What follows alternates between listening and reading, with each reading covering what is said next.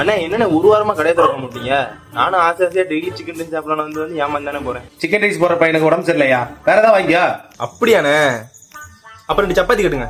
இல்லையா? சப்பாத்தியும் இல்லையா? சரி அப்புறம் 2 பொட்டாவது கட்டுங்கண்ணே. அதுவும் இல்லையா? பொரட்டாவும் இல்லையா? சரி 2 தோசையா கட்டுங்கண்ணே. தோசை இல்ல, என்கிட்ட இருக்குது இட்லி இருக்கு, இடியாப்பம் இருக்கு. உனக்கு என்ன வேணும்? என்னது இட்லி இடியாப்பமா? அண்ணே என்ன பார்த்தா இட்லி இடியாப்பம் நிக்கிற மாதிரியான இருக்கு. எவ்வளவு ஆசையா வந்தேன் சிக்கன் ரைஸ் சாப்பிடலான்னு. 4 இட்லி கிடையாது. கிடையாது தம்பி. 500 ரூபா கொடுத்தீங்கன்னா எங்க சில்லற மாத்துறது? தம்பி உங்கள்ட்ட 500 ரூபாய் சில்லற இருக்கா? அண்ணே சில்லற இருக்கு, ஆனா 500 ரூபாய்க்கு என்கிட்ட சில்லற இல்லண்ணே. தம்பி பாருங்க, உள்ள வச்சிருப்பீங்க, எடுங்க.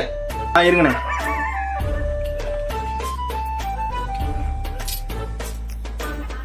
அண்ணா ஒரு 24 ரூபா இருக்குண்ணே.